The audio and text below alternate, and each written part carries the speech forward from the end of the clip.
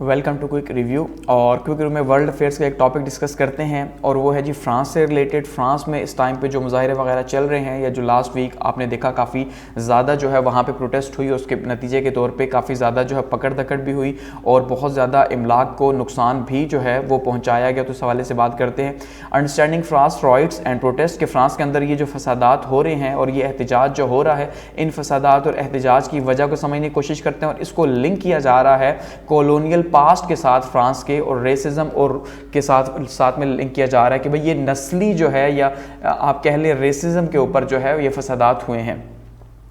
तो स्टार्ट करते हैं। अब देखिए फ्रांस में जो अभी रिसेंट जो है राइट्स हुए हैं, इससे पहले भी एक राइट्स हो गए हैं जो जनवरी के अंदर जो है आपने देखा और फेब के अंदर देखा, तब भी उस टाइम पे भी बहुत बड़े मुजाहरे हुए और कहा गया कि भाई तकरीबन जो है वो 1 मिलियन लोग यानी 10 लाख लोग जो है वो शामिल हुए थे मार्च के अंदर और प्रोटेस्ट के अंदर खास करके शामिल हुए थे। तो अभी जो हालिया मुजाहरे हुए हैं वो स्टार्ट हुए हैं जी एक लड़के की, एक 17 साल का एक लड़का है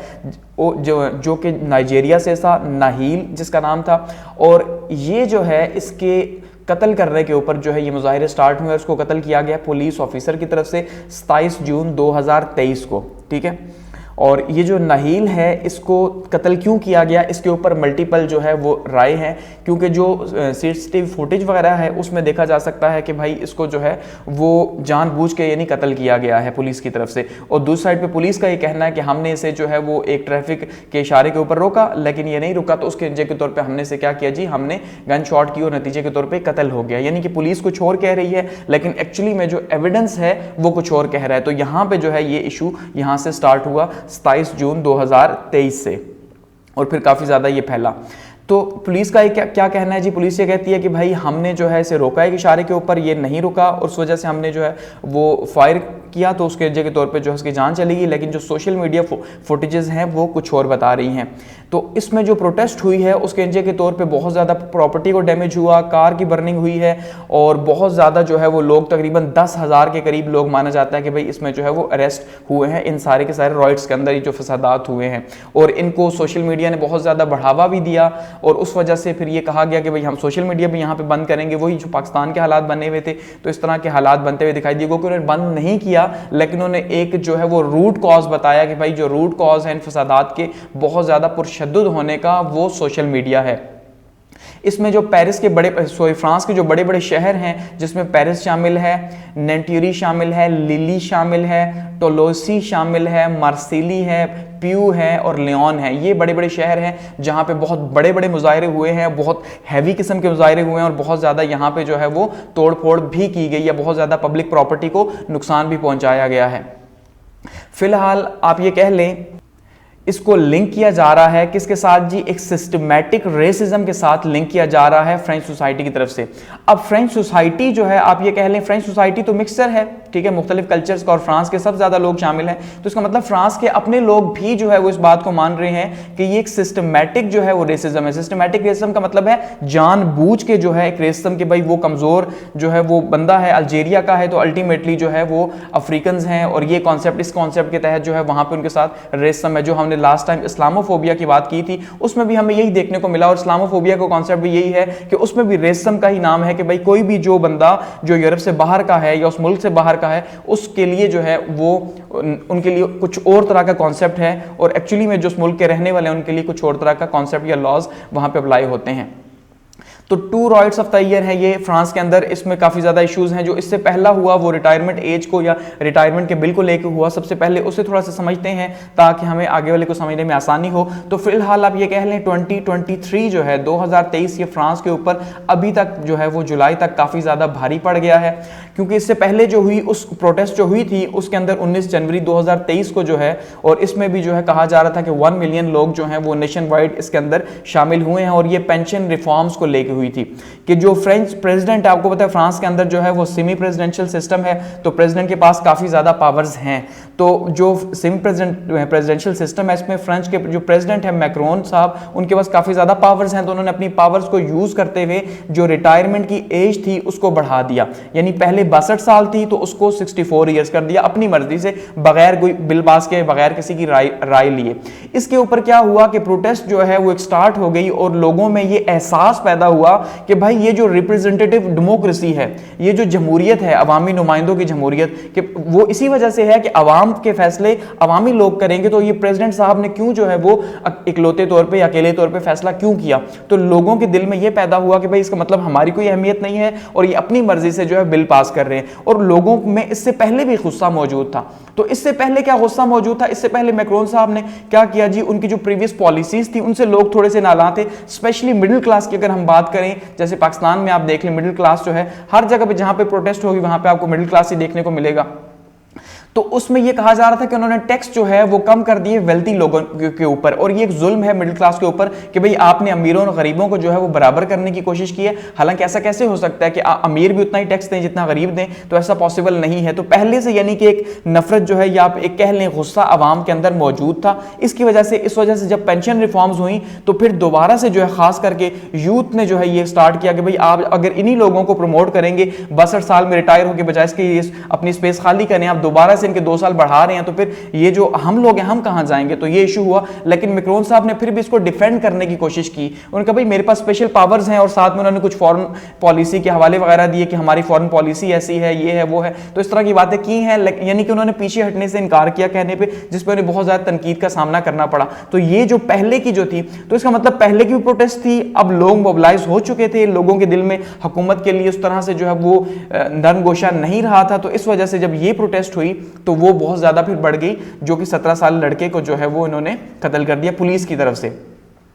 अब इसका लिंक जो है वो जोड़ा जा रहा है फ्रांस के कॉलोनियल पास्ट के साथ, कि फ्रांस की जो कॉलोनियल पास्ट है, पास्ट का मतलब ये है, कॉलोनियल पास्ट का मतलब ये है कि जब फ्रांस ने या जो यूरोपियन नेशंस हैं उन्होंने कॉलोनीज बनाई थी, जैसे यूके ने इंडिया और पाकिस्तान को भी कॉलोनी बनाया था अल्टीमेटली 1947 तक। तो इसका मतलब ये है कि फ्रांस ने भी कॉलोनीज बनाई हुई थी। तो फ्रांस जो है वो one of the largest colonial power था, और इस वजह से फ्रांस जो है वो कॉलोनीज को जस्टिफाई भी करता है। सारी पावर्स ही जस्टिफाई करती हैं, यूके करता है, डच जो है वो करते हैं इसको जी कि हमने कॉलोनीज बनाई। क्यों? क्योंकि हमने सिविलाइजिंग मिशन के तहत बनाई, यानी हमने लोगों को, वो लोग जैसे आप इंडिया और पाकिस्तान की बात कर लें तो हिंदुस्तान को हमने क्या किया जी, अब अगर गोरे से पूछा जाए कि तुमने यहाँ पे कॉलोनाइजेशन क्यों की, तो वो ये कहेगा कि हमने यहाँ के जो अनपढ़ लोग थे, ठीक है, इनको हमने क्या किया, हमने इल्म दिया, हमने शऊर दिया, हमने इनको आके रिफॉर्म्स दी, इदारे दिए। ये हकीकत भी है दिए, लेकिन क्या उससे पहले ऐसा कुछ नहीं था। तो बिल्कुल फ्रांस में ये इसी बात को जस्टिफाई करता है कि कॉलोनिज्म जो मौजूद था, ठीक है, जो हमने कॉलोनीज बनाई अपने मुल्क से बाहर, तो वो इसलिए बनाई ताकि वो लोग सिविलाइज नहीं थे। अब अफ्रीका के अंदर हमने बनाई तो उनको हमने सिविलाइज्ड किया, हमने बेहतर जिंदगी दी, बेहतर लाइफस्टाइल दिया। तो इसके ऊपर जो है, जो फ्रांस की जो मेन लैंड है उसके ऊपर जो हालात हैं वो मुख्तलिफ हैं, और जो कॉलोनीज हैं वहां के राइट्स जो है डिफरेंट हैं। ये सबसे बड़ा जो है वो इशू है, इसलिए इसको जो है वो कॉलोनियल पास्ट से जोड़ा जा रहा है। अब जैसे कि देखिए अल्जीरिया भी एक टाइम पे कॉलोनी रहा है। यहाँ पे आप यहाँ पे फ्रेंच कॉलोनीज की अगर बात करें, अफ्रीका के अंदर सबसे ज्यादा, बाकी इलाकों में भी रही है, लेकिन सबसे ज्यादा कॉलोनीज जो है वो अफ्रीका के अंदर रही हैं फ्रांस की। तो ये यहाँ पे जो है वो अल्जीरिया है, ठीक है, इतना बड़ा ये। तो ये अल्जीरिया जो है इसके ऊपर भी इनकी जो है वो कॉलोनी रही है 1977 और उसके बाद से। और इस टाइम पे भी फ्रांस की 13 जो हैं वो आउटडोर कॉलोनीज मौजूद हैं, और ये हम पॉलिटिकल स्ट्रक्चर फ्रांस का जो है उसके अंदर स्टडी कर चुके हैं कि किस तरह सीट्स उनको दी हुई हैं और किस तरह से उनको मैनेज किया जाता है। तो अभी भी 13 जो है कॉलोनीज मौजूद हैं फ्रांस की, जो फ्रांस से बाहर है। तो ये लोग अब खुद भी इनसे जान नहीं छुड़ाना चाहते, क्योंकि गरीब लोग हैं, तो गरीब लोग यही सोचते हैं कि भाई अब हम कॉलोनीज है तो उससे फायदा ये होगा कि जैसे पहले हिंदुस्तान को फायदा ये था कि लोग स्टडी करने के लिए यूके चले जाया करते थे बगैर प्रॉब्लम्स के, तो अब ये लोग भी यहाँ से जो है स्टडी वगैरह के नाम पे, जॉब के नाम पे फ्रांस पे जाते हैं, तो उनके लिए आसानी है। तो इसलिए वो भी अब कहते हैं ठीक है भाई हम ठीक हैं। तो लेकिन इसका मतलब ये हरगिज नहीं है कि ये जो कॉलोनीज हैं, ये जो गरीब मुल्क आप कह लें या आप इन्हें रेसम के हवाले से काले लोग कह लें, काले लोग गोरे लोगों के बराबर नहीं हो सकते, ये उनका अपना कॉन्सेप्ट है। तो इसलिए यहां पे रेसिज्म जनरेट होती है।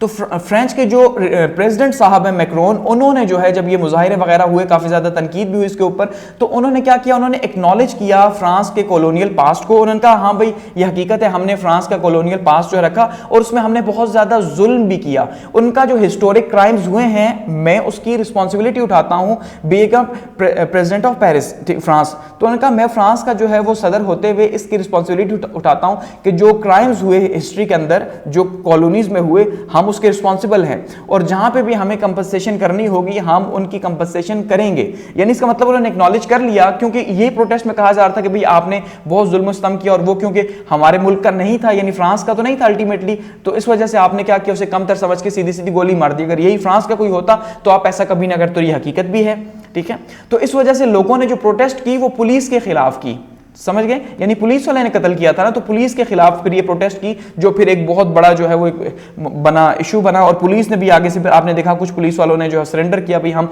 अपने लोगों के ऊपर गोलियां नहीं चलाते, और कुछ ने जो है फिर आगे से जो है वो बहुत ज्यादा मार कुटाई भी की उसके ऊपर। तो फ्रेंच गवर्नमेंट जो है वो पोर्ट्रेल कर रही है इस रेसिज्म को कि भाई ऐसा कुछ नहीं है, जो उनके ऊपर इल्जाम लगाया जा रहा है। उन्होंने कहा आप इसको पॉजिटिव एस्पेक्ट के अंदर लें, जो हमने कॉलोनियल एलिमेंट्स मौजूद है फ्रेंच सोसाइटी के अंदर, तो हम कभी भी इसको ये नहीं देखते कि हम गोरे या वो काले या इस तरह के, ऐसा कोई कॉन्सेप्ट नहीं है, बल्कि हम जो है वो ये एक सेल्फ पोर्ट्रेल है, हम नॉन रेसिस्ट हैं और कलर ब्लाइंड हैं, हमारे लिए सब बराबर है, ठीक है। यानी जो हर कोई कहता है कि भाई हमारे लिए सब बराबर हैं, कोई भी काला गोरा या कहीं से भी वो आता है, अफ्रीकन नस्ल का है, इससे कोई फर्क नहीं पड़ता, तो ऐसा नहीं है। तो इसलिए जो है उन्होंने कहा कि अगर ये जो आप इल्जाम लगा रहे हैं सिस्टमैटिक रेसिज्म का, सिस्टमैटिक का मतलब तरीकेकार के तहत, पूरे पैटर्न के तहत, कि भाई फ्रांस के लोगों को आप कुछ ना कहें लेकिन उससे बाहर के लोगों को आप जानबूझ के टारगेट करें क्योंकि वो बाहर से आए हुए हैं, और खास करके सबसे बड़ी कम्युनिटी आप देखें वहां पर मुसलमानों की फैलती जा रही है, कि फ्रांस जो सीरिया से जाते हैं या बाकी ममालिक से, इवन पाकिस्तान से बहुत ज्यादा लोग फ्रांस जो है वो जाते हैं। तो इसमें भी इस्लामोफोबिया में हमने जब रिपोर्ट स्टडी की थी तो हमने देखा था कि जिसमें मीडिया सबसे ज्यादा जिन ममालिक में जो पोर्ट्रे करता है मुसलमानों को नेगेटिव, उनमें फ्रांस भी शामिल है, ठीक है। तो ये इस्लामोफोबिया या रेसिज्म आप ये कह लें, ये एक ही कॉन्सेप्ट आपको देखने को मिलेगा फिलहाल, कि जो स्वीडन में इशू हुआ आपको कहीं ना कहीं उसका लिंक यहां पे देखने को मिलेगा, कि वहां पे भी अगर स्वीडन में भी एक रेसिज्म थी इस मुसलमानों के खिलाफ, तो यहां पे भी अफ्रीकन के खिलाफ एक रेसिज्म है, ठीक है। तो फ्रेंच पुलिस के ऊपर कहा गया कि जो इल्जाम लगाया जा रहा है सिस्टमैटिक रेसिज्म का, ऐसा हरगिज भी नहीं है, कुछ भी नहीं है, इन्होंने ये बात कही है। अब इसका असर अगर हम देखें कि इसका असर क्या होगा फ्रांस के ऊपर या यूरोप के ऊपर, इसका हम असर देखते हैं तो इसका असर मेनली हमें नेगेटिव देखने को मिलता है, ठीक है जी। आप कह लें जैसे हमने देखा कि अल्ट्रा नेशनलिज्म, हमने लास्ट टाइम इसको डिस्कस किया था कि जो अल्ट्रा नेशनलिज्म है वो दोबारा से रिवाइवल हो रहा है उसका, चाहे आप देख लें इंडिया के अंदर उसका अल्ट्रा नेशनलिज्म का रिवाइवल हो रहा है हिंदुत्व के थ्रू, आप इवन पाकिस्तान की बात कर लें, पाकिस्तान में भी जो है हम ये कह रहे हैं कि भाई हम ये हैं वो हैं, दुनिया हमसे बहुत आगे निकल गई है, ठीक है। अच्छा, इसी तरह से अगर हम बात कर रहे हैं चाइना की, तो चाइना में देखिए वो इस चीज के ऊपर बहुत ज्यादा फोकस कर रहा है, चाइना यूएस राइवलरी, तो अल्टीमेटली वो चाइनीज लोगों को इंपावर कर रहा है दुनिया के दूसरे ममालिक के खिलाफ, ठीक है। इसी तरह से आप यूएस को देखिए तो यूएस भी जो है वो इस टाइम पे अल्ट्रा नेशनलिस्ट बना हुआ है, अपने आप को या अपनी जो इकोनॉमी है उसको सिक्योर करने के लिए अल्ट्रा नेशनलिस्ट बना हुआ है। तो यूरोप के अंदर भी हमें ये चीजें देखने को मिलती हैं। तो इसी तरह से रशिया में आप देखें वहां पे अल्ट्रा नेशनलिज्म है, जिस वजह से यूक्रेन की वॉर लगी हुई है। तो ये जो अल्ट्रा नेशनलिज्म की जो पॉलिसीज हैं ये ग्लोबलाइजेशन के अगेंस्ट है, ठीक है, ये एंटी ग्लोबलाइजेशन है। तो ये एंटी ग्लोबलाइजेशन के ऊपर इसका बहुत बड़ा असर पड़ेगा, और असर क्या पड़ेगा कि जो ग्लोबलाइजेशन के थ्रू लोग जो कल्चर एक्सचेंज हो रहे थे, जो एक दूसरे के आना जाना, जो स्टडी आगे पीछे, इन सब के ऊपर बहुत ज्यादा असर पड़ेगा और दुनिया में एक नफरत पैदा होगी, और नफरत पैदा हो चुकी है, ठीक है। आप देखिए वहां पे बहुत बड़े ग्रुप्स हैं जो इसके ऊपर काम कर रहे हैं कि भाई हम जो है बाहर की जो माइग्रेशन है उनको अपने मुल्क में नहीं आने देंगे, चाहे वो फ्रांस है या यूरोप की कंट्रीज हैं या अमेरिका है। तो इससे क्या होगा कि जो लिबरल वैल्यूज हैं फ्रांस की, लिबरल वैल्यूज का मतलब यह है कि फ्रांस या वेस्ट जो है, मगरिब जो है, वो पोर्ट्रे करता है कि हम जमहूरी हैं। जमहूरियत का मतलब हम अवाम के मुल्क हैं, अवाम की सुनते हैं और हमारी गवर्नमेंट अवाम की है, सब कुछ है। तो उन लिबरल वैल्यूज के ऊपर इसका असर पड़ेगा, इसके ऊपर फ्रीडम के ऊपर, इक्वालिटी के ऊपर, ब्रदरहुड के ऊपर, यानी उनका भाईचारा एक तो टूट रहा है, ठीक है। इक्वालिटी उनकी जो है, अब बराबरी की जो बातें हो रही थी, तो अगर रेसिज्म है तो बराबरी कहां पे है और फ्रीडम कहां पे है, क्योंकि आपने उन्हें प्रोटेस्ट तो करने नहीं दी, उनको कहा कि भाई वो फसादात कर रहे हैं और उसके ऊपर बहुत ज्यादा जो है उनको टफ टाइम आपने दिया, ठीक है, मार धाड़ और 10,000 से ज्यादा लोग आपने पकड़ लिए उनके फंडामेंटल राइट्स के ऊपर। तो इसका मतलब पूरी दुनिया के अंदर ही शायद ये क्रैकडाउन है कि अब जो है वो हुकूमतें सेपरेट हो चुकी हैं, ठीक है। जैसे जॉन लॉक साहब ने या हॉब्स साहब ने कहा था कि ये जो